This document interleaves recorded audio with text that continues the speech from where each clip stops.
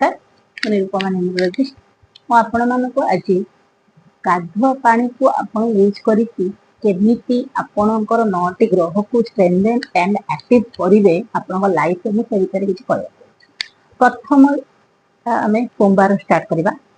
प्रथम जे सोमवार दिन आमे गाधुआ पानी रे क्षीर टिके मिसेबा। तापरे गाधुआ पानी रे आमे क्षीर मिसेबी ताको गाधेबा जोटा कि हमरो मून को स्ट्रेंथेन करिवो। हमरो सोमवार दिन मंगलवार दिन गाधुआ पानी रे टिके केसर मिसेबा। बुधवार दिन टिके अलैच गुंड मिसेबा। गुरुवार दिन टिके हळदी पाउडर मिसेबा। शुक्रवार दिन टिके रोज वाटर मिसेबा। शनिवार दिन टिके कला राशि मिसेबा और रविवार दिन टिके गंगा जल मिसेबा।